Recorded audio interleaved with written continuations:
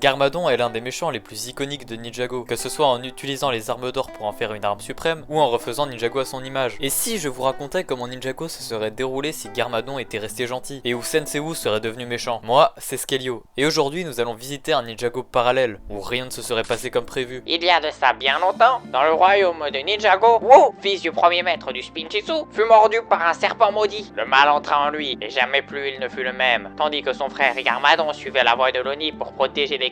Wu s'enfonçait dans la magie noire, rêvant d'un empire, non pas sur Ninjago, mais sur les 16 royaumes. Un duel éclata entre les deux frères, un combat où la lumière faillit s'éteindre, mais l'arrivée d'un enfant changea tout. Elias, le fils de Wu. Wu disparut dans les ténèbres par peur de faire du mal à son fils. Garmadon, seul, éleva l'enfant au temple du vent. Et bientôt, un nouvel espoir naquit. Un groupe de jeunes élus rassemblés par Moro, l'élève et futur maître des ninjas élémentaires, entraînés pour affronter le mal, car le jour approche où le seigneur des ténèbres reviendra. Nous sommes à l'époque de la saison 1 de Ninjago. Asphira a survécu grâce à de la sorcellerie, et prépare un plan machiavélique depuis 5 millénaires. Elle cherche à régner sur Ninjago et commence discrètement à réunir les 4 lames sacrées, qu'elle cache dans une ancienne pyramide. Au même moment, les ninjas s'entraînaient chaque jour sans comprendre pourquoi. Leur rôle s'est limité à neutraliser quelques brigands. Bien qu'ils maîtrisent désormais le Spinjitzu et possèdent des armes d'or, ils rêvent d'un peu plus d'action. De son côté, Asphira convoite l'épée de feu. Elle décide de partir à sa recherche, convaincue que le pouvoir du feu renforcera ses propres capacités magiques. Elle ressuscite une vingtaine de serpents, bien qu'elle soit trop affaiblie pour en invoquer davantage. Au temple du vent, alors que les ninjas font leur meilleur top 1 Fortnite, Asphira débarque soudain avec sa petite armée. Les ninjas se lancent aussitôt dans la bataille pour protéger Elias,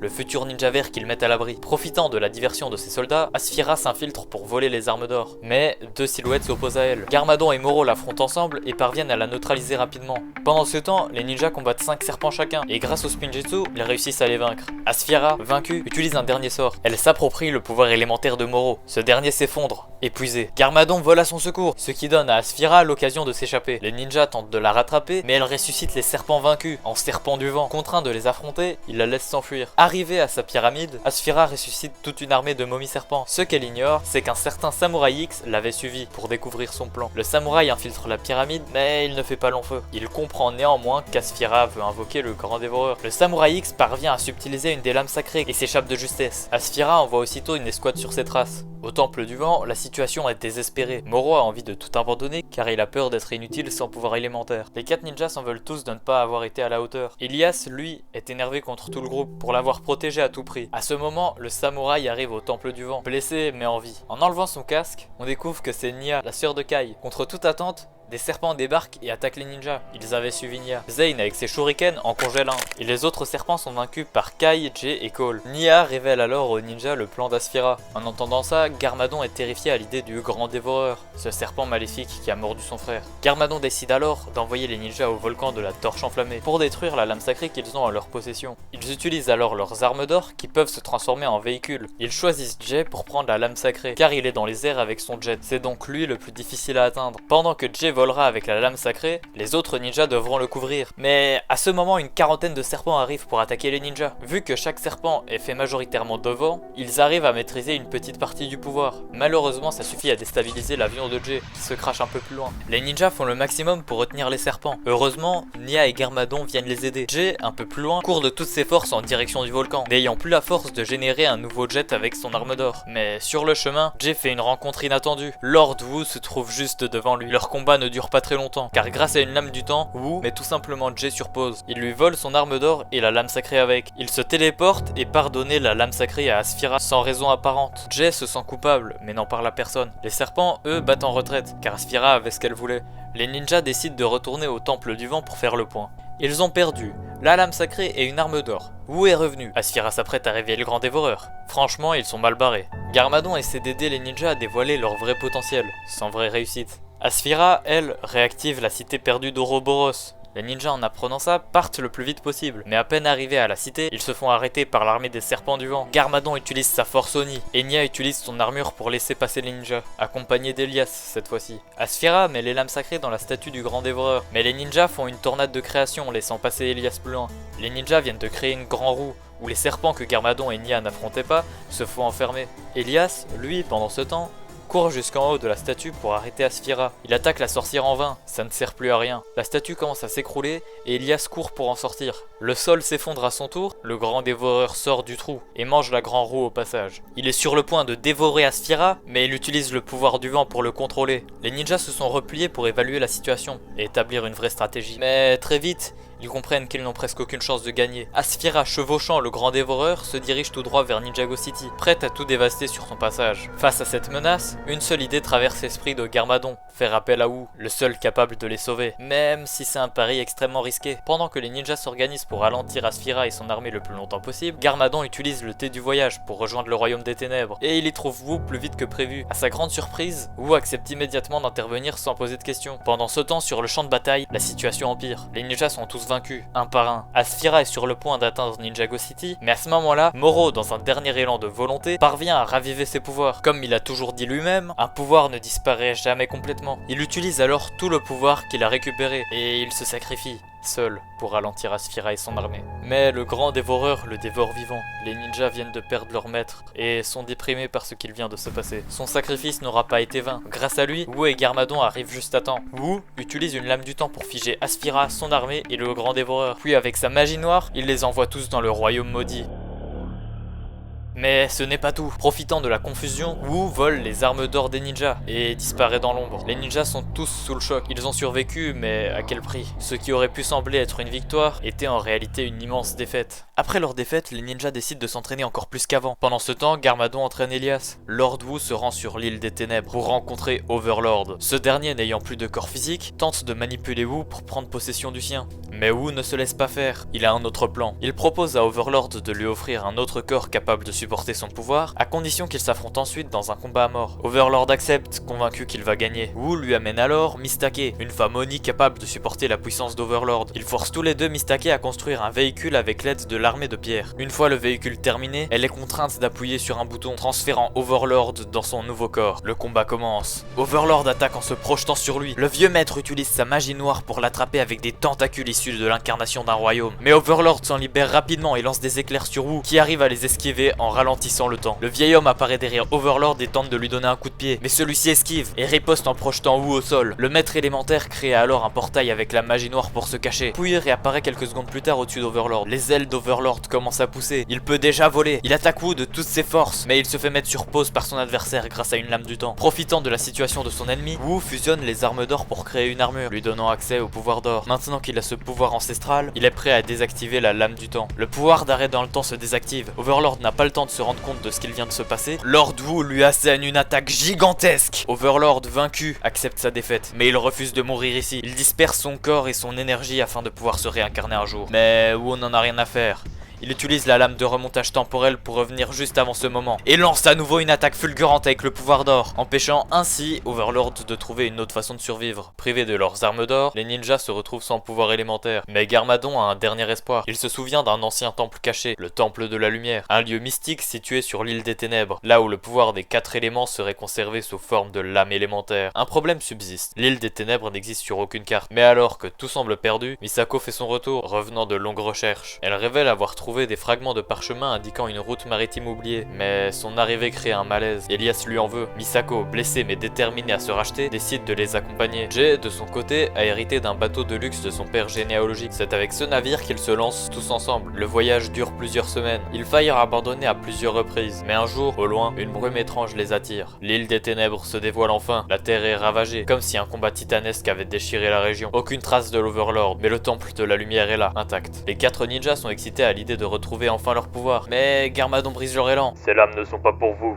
Il explique que les 4 lames doivent être placées sur les 4 piliers du temple. Elias doit se tenir au centre de la pièce, puis frapper la cloche qui se trouve au-dessus de lui. À contre-cœur, les ninjas obéissent. Kai baisse les yeux frustrés, Zen reste silencieux. Jay serre les poings mais obéit sans discuter. Elias saute et frappe la cloche. Un silence absolu. Puis soudain, une lumière aveuglante. Un dragon d'or émerge de la cloche. Il fonce vers Elias et entre en lui. Son corps vibre d'énergie. Un pouvoir nouveau, pur, éclatant. Le pouvoir d'or sommeille désormais désormais en lui, il ne reste plus qu'à l'éveiller. La mort d'Overlord a provoqué un grand déséquilibre entre le bien et le mal. Ce chaos attire l'attention des Oni, des créatures de destruction originaires du premier royaume, tous dirigés par l'Omega, leur chef. Ils débarquent à Ninjago et sèment la terreur. Les ninjas se trouvent alors au Temple du Vent, trop éloignés de Ninjago pour se rendre compte que quelque chose ne va pas. Personne n'a eu le temps de les prévenir car tous les civils ont été figés par les Oni. En à peine quelques heures, Ninjago City sombre dans les ténèbres. Le facteur de la ville parvient à s'échapper. Il court de toutes ses forces pour prévenir les ninjas. En apprenant la nouvelle, Garmadon est terrifié. Les ninjas ne sont pas prêts. Zane et Cole sont envoyés par Garmadon pour évaluer la situation. En chemin, ils croisent un faucon. Zane ressent une étrange connexion avec l'oiseau. Malheureusement, une brume noire émise par les Oni emporte le faucon. Les deux ninjas utilisent le Spinjitzu, espérant percer la brume. Mais d'étranges tentacules noirs en surgissent et attrapent Zane. Cole tente de le sauver. En vain. Honteux et impuissant, il s'enfuit, se jurant de sauver son ami quel qu'en soit le prix. De retour au Temple du Vent, Cole alerte les autres sur la dangerosité de l'ennemi. Garmadon explique qu'ils ne peuvent rien faire contre les Oni. Sauf Elias. Ce n'est même pas parce qu'il est le ninja vert qu'il peut leur résister, mais parce qu'il a du sang Oni en lui. Il est donc potentiellement capable de survivre à la brume. Mais avant que Garmadon puisse détailler son plan, tous les ninjas se font pétrifier par la brume. Elias a peur, mais ne le montre pas devant son oncle.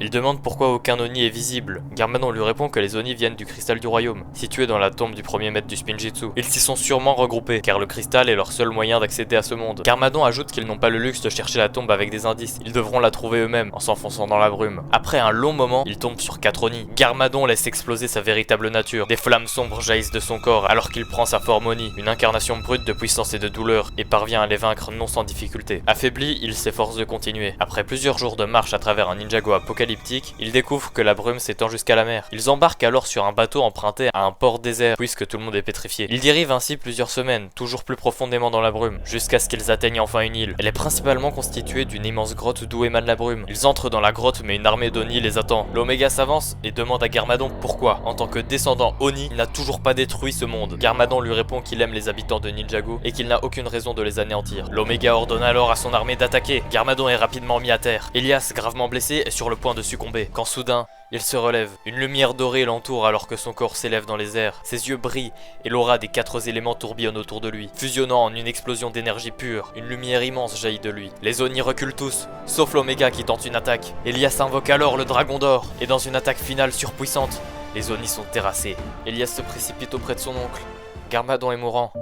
Dans ses derniers instants, il lui dit à quel point il est fier de lui, qu'il doit désormais devenir le chef des ninjas. Et surtout, que ce n'est pas encore terminé. Lord Wu est toujours en liberté, et en tant que ninja vert, ou plutôt ninja d'or, Elias devra vaincre ce seigneur maléfique, comme l'a prédit la prophétie. Depuis que tous les Oni sont vaincus, tous les habitants de Ninjago reviennent à la normale, ils ne sont plus pétrifiés. Les ninjas participent à la reconstruction de la ville, et c'est à ce moment-là qu'un certain Cyrus Borg décide d'innover pour rétablir Ninjago. Mais en mieux, il automatise tout, et crée même une intelligence artificielle qu'il appelle Pixal. Pour remercier les ninjas d'avoir sauvé Ninjago d'Asphira et plus récemment des Oni, Borg les invite dans sa tour, la tour Borg. Les ninjas sont ravis d'être là, mais ils restent encore marqués par la perte de leurs 2 maîtres. Sans eux, il n'aurait jamais pu aller aussi loin. Kai s'éclipse un moment de la salle, il a honte de se sentir aussi inutile. Cole, lui, s'empiffre au buffet, et ne remarque même pas que les autres sont déjà montés dans le bureau de Borg. De son côté, Jay flirte avec Nya, sans vraiment écouter ce que Borg raconte. Zane et Elias, eux, restent très attentifs, même si jusqu'ici, Borg n'a rien dit de vraiment pertinent. Soudain, un robot à l'apparence féminine entre dans la pièce. C'est Pixal, mais au moment où elle arrive devant Zane, elle s'arrête. Je ne savais pas que vous étiez un androïde vous aussi, dit-elle. Zane ne comprend pas. Pixal s'approche alors de lui et ouvre son ventre. À l'intérieur, on y trouve un bouton s'abonner. Ouais, petite parenthèse pour ceux qui sont encore là, merci du fond du cœur. Vous êtes déjà plus de 700 à vous être abonnés après ma toute première vidéo. Et je suis sûr qu'avec celle-ci, on peut dépasser les 1000. Vous êtes des monstres, vraiment. 13 000 vues sur la dernière vidéo. C'est ouf, on va aller très loin ensemble. N'hésite pas à rejoindre également mon serveur Discord, lien en description et en commentaire. Bref, Pixal s'approche alors de lui et ouvre son ventre. À l'intérieur, on découvre un tas de circuits et de systèmes électroniques. Zane est un androïde. Il commence à se sentir vide. C'est beaucoup à encaisser d'un coup. Pixal active alors un bouton mémoire, désactivé jusque-là. Il se souvient, son père l'avait construit et éduqué dans une forêt. Ils étaient heureux, mais un jour, son père est tombé gravement malade. Il a alors pris une décision, confier son fils à Sensei Moro, qu'il considérait comme le meilleur pour guider Zen dans l'avenir. Mais pour éviter à Zen de souffrir en son absence, son père avait désactivé tous ses souvenirs. Quand le flashback prend fin, Zen est encore un peu confus. Mais une chose est sûre, il veut retrouver son son père. Les autres ninjas lui montrent immédiatement leur soutien. Il est très reconnaissant envers Pixal, et tombe même un peu amoureux d'elle, bien qu'elle n'affirme de rien ressentir. Zane sort prendre l'air, encore troublé. C'est alors qu'il aperçoit le faucon, qu'il avait vu juste avant d'être pétrifié par Léonie. L'oiseau se pose sur un toit, puis s'envole à nouveau. Sans réfléchir, Zane s'élance à sa poursuite. Pendant ce temps, Elias reprend seul la conversation avec Sirius Borg. Ce dernier lui explique qu'il souhaite financer l'équipe des ninjas, car il voit un immense potentiel en eux. Il leur propose d'aménager le Temple du Vent, de leur construire une forteresse mobile. Chaque ninja recevra un véhicule ultra sophistiqué et des armes surpuissantes. Il peut même leur confier des missions rémunérées. Elias accepte, sentant que ce soutien pourrait l'aider à porter le poids des responsabilités qu'implique son rôle de chef d'équipe. Les ninjas commencent alors un nouvel entraînement, cette fois pour apprendre à maîtriser leurs nouvelles armes et leurs nouveaux véhicules. Sirius Borg en profite pour installer une base secrète dans le Temple du Vent, mais Elias se sent coupable, les ninjas aussi. Malgré tous leurs anciens entraînements, ils ont souvent eu le sentiment d'être inutiles, et maintenant on leur demande encore de s'entraîner. Mais pourquoi? De plus, une certaine jalousie naît. Zane, lui, n'a eu qu'à télécharger tout ce qu'il avait besoin de savoir pour manier les outils de Borg. Alors Elias prend la parole. Il leur fait un long discours. Nous n'avons plus de maître pour nous sauver. Il n'y a plus personne sur qui s'appuyer. S'il y a une menace, c'est à nous de la vaincre. Cole et Kai sont impressionnés par ce qu'il dit. Mais Jay répond. Bien sûr qu'on peut encore se reposer sur quelqu'un. Je veux pas faire de discrimination ou quoi. Mais ici même, il semblerait que l'un d'entre nous ait le pouvoir d'or. Le pouvoir qui a permis de vaincre les Oni. Elias soupire. Jay, moqueur, continue. C'est pas pour faire mon Jay, hein, mais quand on a littéralement le pouvoir de Dieu entre les mains, on pourrait faire un peu plus que de beaux discours, non? Elias désespère complètement. Zane n'a rien à faire pendant que les autres s'entraînent, alors il décide de sortir. Rapidement, il retombe sur le faucon. La dernière fois qu'il l'avait vu, il n'avait pas pu le suivre jusqu'au bout, mais cette fois, il est bien décidé à ne pas le lâcher. Elias, de son côté, ne souhaite pas le laisser partir seul. Avec son pouvoir d'or, il ne trouve pas nécessaire de s'entraîner pour le moment. Alors il décide d'accompagner Zane pour lui tenir compagnie. Ils préviennent Borg et les autres ninjas, puis partent à l'aventure guidés par ce faucon mystérieux. Quelques jours après le départ d'Elias et Zane, Misako vient rendre visite à son fils. Mais elle perd un peu le moral en apprenant qu'il est parti en mission improvisée pour aider Zane. Elle organise alors une réunion avec Borg, les 3 ninjas et Nya, qui, malgré le fait qu'elle essaie de se reconstruire une armure de Samouraï X, a tenu à être présente. Misako prend la parole. Si je suis ici, c'est pour vous dire quelque chose d'important. Vos pouvoirs élémentaires, ce n'est pas Garmadon qui vous les a donnés. Tous sont un peu surpris. Ces pouvoirs étaient déjà en vous. Les armes d'or ne faisaient que les éveiller. Jay l'interrompt. Ça, on le savait déjà. Mais Misako reprend plus ferme. Oui, mais ce que vous ne savez pas, c'est que bientôt vous serez capable de les utiliser sans armes, juste avec vos mains. À ce moment précis, Borg reçoit un email, une demande de recrutement pour une mission à Shintaro. En effet, depuis quelque temps, Borg propose les services des ninjas en échange d'une rémunération. Il décide d'envoyer Kai, Cole, Jay et Nya. Il leur présente un nouveau vaisseau capable de voler à une vitesse extrême. Voici le Borgotron. Kai soupire. Je suis pas sûr qu'on va garder ce nom. Jay s'exclame. Non, moi je vote pour Monte-Plat, parce qu'il nous monte dans le ciel. Cole et Kai soupirent, pendant que Nya ricane. Borg enchaîne. Peu importe le nom, montez. Jay prend les commandes. Après tout, il a déjà piloté un jet supersonique. En une vingtaine de minutes, ils arrivent à Shintaro. Les gardes sur place sont surpris par leur vitesse, mais aussi très satisfaits. Le garde qui les a engagés leur explique qu'il ne comprend pas comment le royaume peut miner et vendre de la pierre venge à autant d'acheteurs, alors que personne n'a l'autorisation d'aller dans les mines, car jugée trop dangereuse. Il trouve cela suspect, d'autant que le roi et sa garde rapprochée refusent d'en parler. Cole remet en question la moralité de cette enquête, car cela revient à douter du roi. Mais Kai lui rappelle qu'ils sont payés et que la mission passe avant tout, sauf si elle met des vies en danger. Déterminé à prendre les devants, Kai entre dans la salle du trône et interpelle directement le roi Vangelis pour demander des explications. Le roi sort alors un crâne étrange d'une boîte et se transforme en sorcier. Voilà votre explication. Les ninjas se mettent en position d'attaque, mais le roi appuie sur un bouton, une énorme trappe s'ouvre sous leurs pieds et ils chutent dans un gouffre profond. Le roi ordonne alors à ses gardes de retrouver celui qui a fait entrer les ninjas. De leur côté, Zane et Elias continuent à suivre le faucon pendant plusieurs jours. Un soir, alors qu'ils font un feu de camp, Zane se confie. Le faucon, c'est un robot, et je l'ai vu dans mes souvenirs. c'est pour ça qu'on est liés. Elias sourit. Alors, c'est encore mieux. Il pourra sûrement nous aider à en apprendre plus. Le lendemain, ils reprennent la route direction Jamanakai. En chemin, Elias continue de perfectionner sa maîtrise du pouvoir d'or, l'utilisant à chaque occasion pour progresser. Pendant ce temps, Kai, Cole, Jay et Nia chutent toujours dans ce trou sans fond. L'angoisse monte, Jay, fidèle à lui-même, devient ultra pessimiste et décrit en détail comment ils vont mourir inutilement. Mais soudain, Nia crie « Je vois le fond !» 4 secondes plus tard, il percute quelque chose de plein fouet. Heureusement, ce n'est pas le sol, mais une gigantesque toile d'araignée. Malheureusement, ils y sont collés. 3 araignées géantes apparaissent, visiblement affamées. Nia utilise une arme high-tech offerte par Borg pour protéger de la vapeur d'eau chaude, ce qui annule l'effet collant de la toile. Elle se libère, puis aide les autres, mais les araignées sont toujours là. Ils tentent le spinjitzu, mais à 4, ils ne peuvent pas tous les affronter en même temps. À chaque attaque, une autre araignée intervient. Nia et Jay se retrouvent piégés dans la toile. Alors que tout semble perdu, Nia avoue à Jay qu'elle l'aime, puis l'embrasse.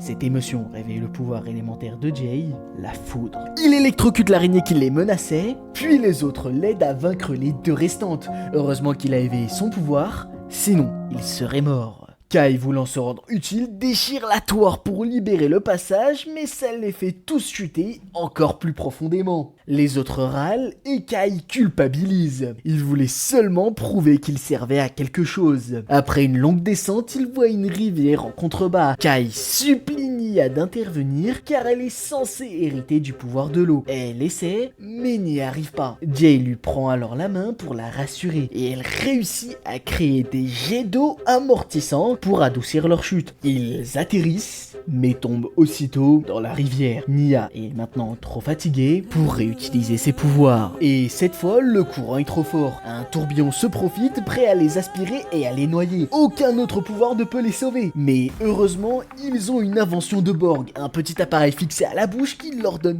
20 minutes d'oxygène. Ils l'enfilent juste à temps. Pendant ce temps, Zane et Elias arrivent enfin dans la forêt des souvenirs de Zane. Un robot gardien, censé protéger les lieux, les attaque. Mais Elias le désactive instantanément grâce au pouvoir d'or. Zane découvre alors la tombe de son père, ainsi que son ancienne maison camouflée dans un arbre. Il y récupère quelques archives, puis demande à Elias « Tu peux me laisser un moment, j'ai besoin de revivre mes souvenirs. » De leur côté, Kai, Cole, Jay et Nia sont violemment inspirés par le tourbillon. Ils sont propulsés à toute vitesse à travers un tunnel aquatique, jusqu'à émerger dans un lac souterrain caché au plus profond de Shintaro. Ils s'échouent sur les rives, épuisés mais indemnes. Peu après, ils sont découverts par 3 habitants insolites de la grotte.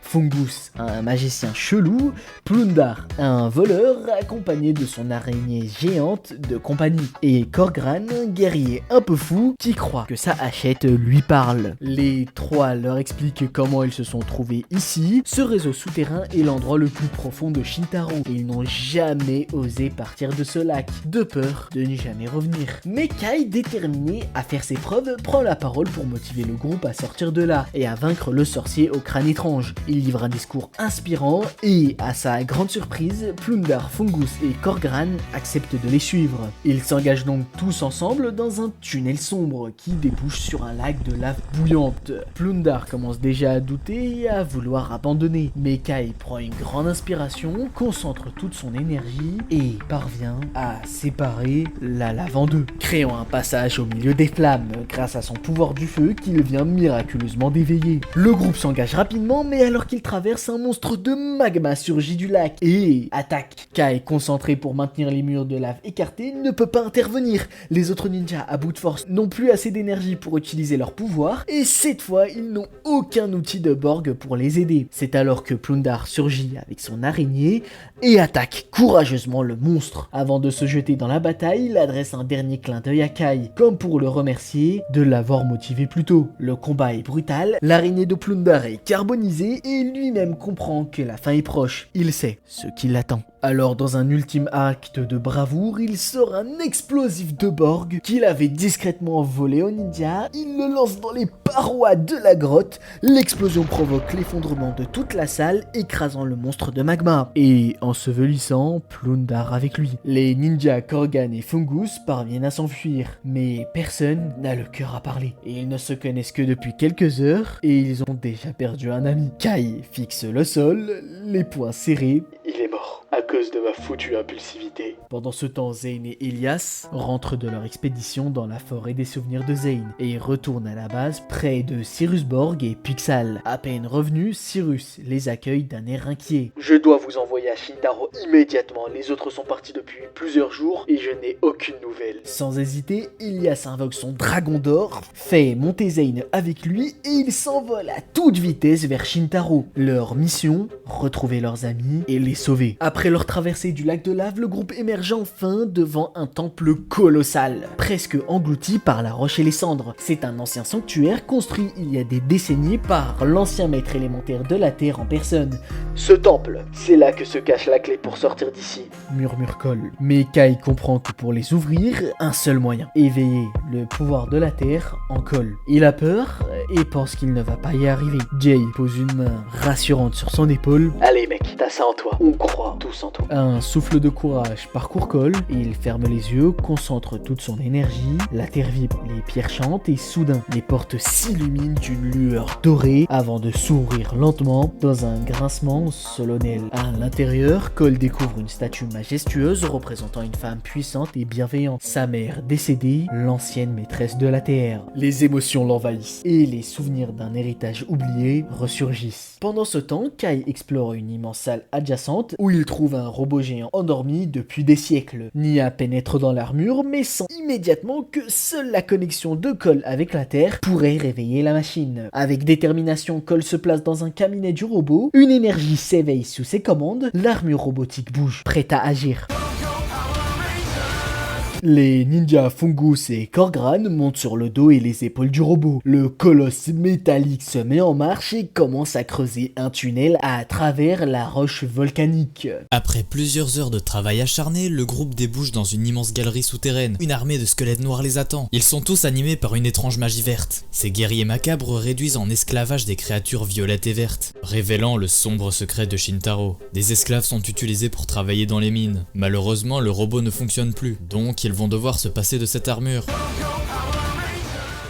Un combat féroce s'engage. Privés de leur pouvoir élémentaire à cause de la pierre venge, les ninjas n'ont que leur spinjitzu pour lutter. Kai lance immédiatement son spinjitzu enflammé, frappant un groupe de squelettes et brisant leurs côtes. Jay enchaîne par des attaques rapides, utilisant des mouvements acrobatiques pour surprendre ses ennemis. Cole, plus frontal, frappe directement avec son poing, éclatant les os à chaque coup. Nia, de son côté, désarme plusieurs squelettes avec précision. Fungus projette des spores corrosives qui désactivent la magie verte animant certains squelettes. Korgran, en furie, abat sa hache avec force, tranchant les colonnes vertébrale et ouvrant un passage dans les lignes ennemies. Mais l'équilibre bascule quand un gigantesque dragon squelette surgit des profondeurs. Le dragon avance en brisant le sol sous son poids. Sa mâchoire claque violemment, envoyant une onde de choc. Les ninjas sont obligés de se séparer pour éviter ses coups. Kai tente une attaque au niveau du cou, mais il est repoussé par un battement d'aile. Jay grimpe sur une paroi pour frapper d'en haut, mais le dragon l'anticipe et crache une flamme verte. Heureusement, Jay arrive à l'éviter de justesse. Malgré la puissance de la bête, les ninjas tiennent bon, jusqu'à ce que le roi Vangelis apparaisse, volant dans les airs, sa forme de sorcier enveloppée d'une magie noire maléfique. Il lève son crâne, un arc d'énergie frappe le sol, forçant les ninjas à reculer. Avec un simple geste, il ressuscite tous les squelettes vaincus. Les carcasses se reforment en un instant. Cole affronte Vangelis dans un duel titanesque, pendant que les autres poussent tant bien que mal les squelettes qui ne cessent de ressusciter. Cole fonce, évitant un sort d'ombre, et frappe directement. Vangelis bloque avec un bouclier d'énergie. Les deux échangent plusieurs coups, Cole parvenant à briser l'armure du roi au niveau de l'épaule, mais Vangelis répond par une vague magique qui l'envoie au sol. Les ninjas faiblissent. Ils sont finalement capturés et emprisonnés. Leurs bras sont liés par des chaînes de pierre venge. Même Korgran et Fungus, épuisés, sont pris au piège. Le groupe est divisé, privé de communication, enfermé dans des cages de pierre. Les ninjas désespèrent. Vont-ils survivre? Nia s'effondre en larmes dans les bras de Jay. Cole regarde le sol ne voulant même pas réfléchir, sachant qu'il allait le culpabiliser. Korgran et Fungus commencent à se demander s'ils n'auraient pas dû tout simplement rester dans la grotte près du lac. Au moment où tout semble perdu, un rugissement retentit. Est-ce le dragon squelette? Elias arrive sur son dragon d'or, Zen à ses côtés, le dragon atterrit violemment, écrasant plusieurs squelettes d'un seul coup. Elias saute aussitôt, sans aucune arme ou armure. Zen se tient prêt à couvrir ses arrières, même s'il semble hésitant. Le pouvoir d'or, source ultime de lumière et de création, affaiblit la pierre venge et leurs effets. Les chaînes se fissurent, puis tombent au sol. La magie noire autour du roi faiblit, les ninjas se relèvent un à un, prêts à reprendre le combat. D'un seul coup dévastateur, Elias frappe Vangelis, brisant le crâne maléfique qu'il porte. Les squelettes se figent et redeviennent de simples os inertes. Le silence revient dans la galerie. Vangelis, dépouillé de ses pouvoirs, doit se rendre face à Elias. Il tombe à genoux, incapable de se relever. Kai, Jay, Cole et Zane décident de rester quelques jours pour régler les différends des anciens esclaves.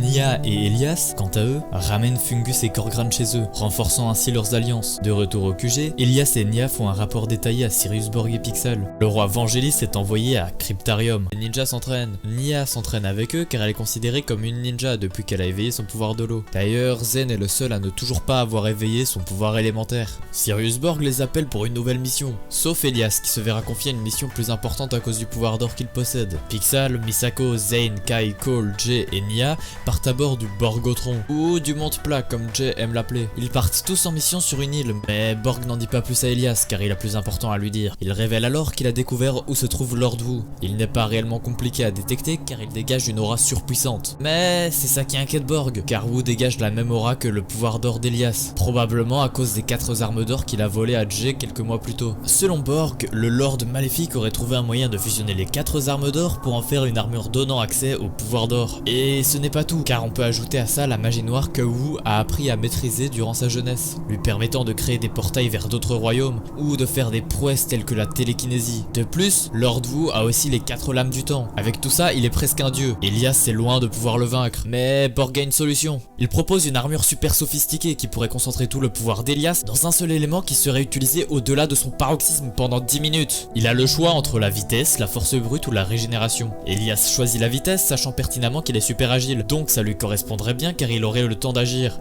même à des vitesses extrêmes. Borg active alors l'armure en mode vitesse et explique à Elias que pour activer la vitesse à son paroxysme, il faudra appuyer et tourner le gros bouton sur son torse. Elias enfile alors l'armure. Il y a une contrepartie. Si Elias utilise l'armure, son pouvoir va entièrement se convertir en vitesse. Ce qui veut dire qu'après l'utilisation de l'armure, Elias aura définitivement perdu son pouvoir d'or. Malgré toutes les contraintes, Elias accepte quand même, car il sait que c'est le combat le plus important de l'histoire des 16 royaumes. Si ce combat doit avoir lieu, Elias préfère le gagner, même si son pouvoir doit y passer. Borg était sur le point de donner les coordonnées de Wu, mais soudain, un portail s'ouvre. Wu en sort et met Borg sur pause grâce à la lame du temps. Il met Elias au ralenti pour pouvoir faire son monologue de méchant. Tu crois encore être le héros de cette histoire, Elias? Mais regarde-toi, tu n'es qu'un enfant qui s'accroche à des idéaux que tu ne comprends même pas. Elias refuse d'écouter son père dire ce genre de choses.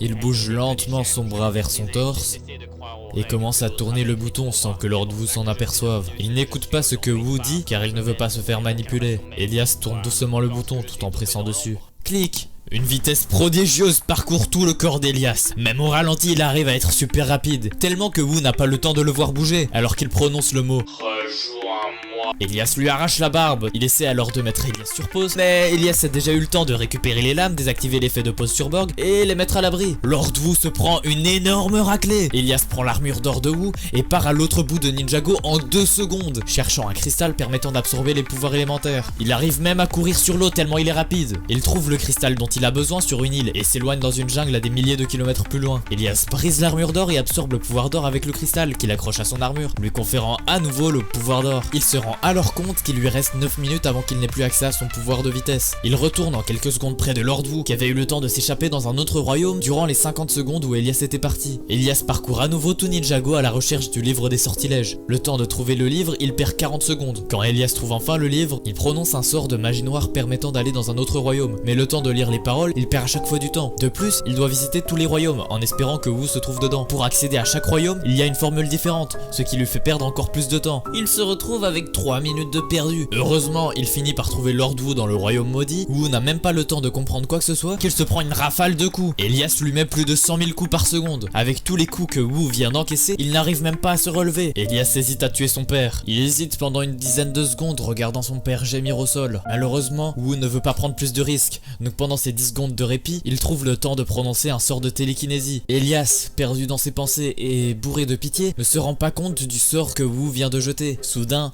Elias Elias se sent comme paralysé. L'armure de vitesse et le cristal renfermant le pouvoir d'or se retirent d'eux-mêmes en lévitant. Elias, ayant le corps paralysé, commence à crier car c'est la seule chose qu'elle puisse encore faire. Lord Wu vient de retourner la situation. Il reste 5 minutes au pouvoir d'hyper vitesse et Wu compte bien en profiter. Il met l'armure et le cristal avec. Le Lord des Ténèbres régénère ses blessures avec le pouvoir d'or et il décide de donner 30 coups par seconde à Elias. Wu fait morfler Elias pendant 2 minutes. Il essaie de ramener son fils à sa cause. Mais même vaincu, Elias ne s'abandonne pas. Wu prend Elias avec lui et rentre à Ninjago. Il prend son fils par le col et lui montre tous les dégâts qu'il a causés avec l'hyper vitesse. Car oui, sans s'en rendre compte, plusieurs secondes près de ses passages dans certains endroits, des rafales de vent destructrices l'ont suivi. Il a donc retourné tout Ninjago et a fait de nombreuses victimes sans même s'en rendre compte. Wu essaie de convaincre son fils qu'il est un monstre, mais Elias résiste, même s'il verse chaque larme de son corps. Elias, sur un dernier élan, donne un coup dans le cristal où se trouve le pouvoir d'or, ce qui l'explose en morceaux. Wu réagit aussitôt en le propulsant à une vitesse abominable dans la mer. Elias n'a même pas le temps de réfléchir qu'il est déjà contre l'eau, mais à une vitesse pareille, l'eau est aussi dure que du béton. Elias est grièvement blessé et commence à couler dans la mer. Lord Wu retrouve en quelques secondes les lames du temps qu'Elias lui avait prises plus tôt. Malheureusement pour lui, Wu remarque que l'armure de Borg se désactive. Ça fait officiellement 10 minutes qu'Elias a activé l'armure.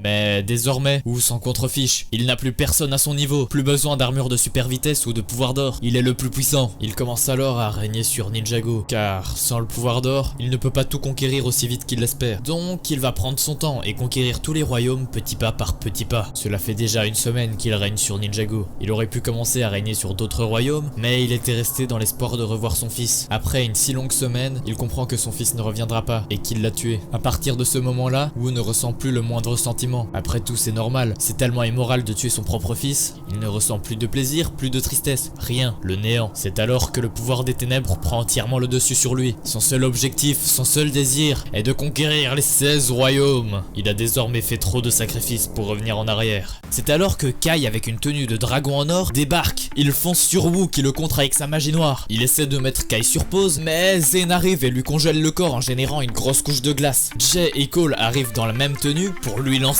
un rocher foudroyant dans la tête. Oui, c'est Jay qui a choisi le nom de cette attaque. La glace se brise et Wu se fait propulser en arrière, lâchant les lames du temps.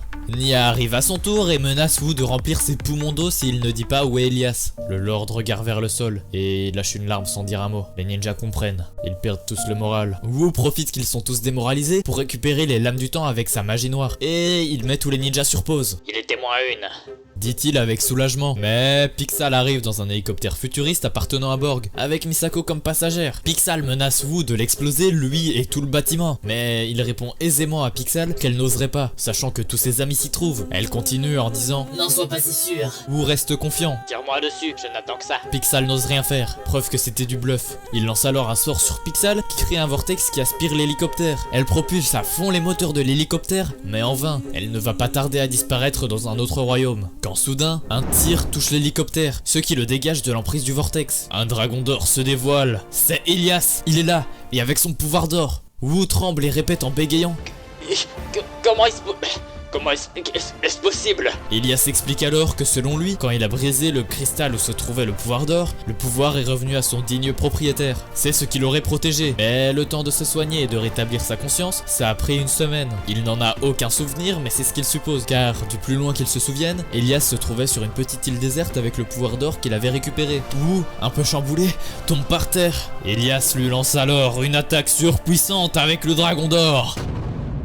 Quelques mois plus tard, Ninjago se remet doucement de ce gros événement. Tous les ninjas ont expliqué à Elias toute leur aventure sur l'île, qui leur avait permis d'apprendre à développer leur dragon élémentaire et à utiliser la forme dragon. Lord Wu est à son tour envoyé à Cryptarium. Alors, vous allez sûrement tous me demander, mais qu'est-ce qui s'est passé sur l'île où sont partis les ninjas? Eh bah, vous ne le saurez pas aujourd'hui. Ce sera soit dans un livre, soit dans une vidéo finale, une conclusion épique à cette uchronie. Mais ça se fera seulement si vous êtes chaud. De plus, si vous êtes encore là, vous faites partie du top 1% de la communauté. Merci du fond du cœur. Et si vous voulez discuter de l'univers, donner vos théories ou même proposer vos idées pour la suite, rejoignez le serveur Discord de la chaîne. Le lien est en description et en commentaire. Je veux aussi remercier toutes les personnes qui s'affichent à l'écran. Sans elles, cette vidéo n'aurait jamais eu cette qualité. Balancez un max de cœur pour eux dans les commentaires. Si cette vidéo vous a plu, lâchez un gros like. Abonnez-vous si c'est pas encore fait. Et ciao les gars, c'était Skelio.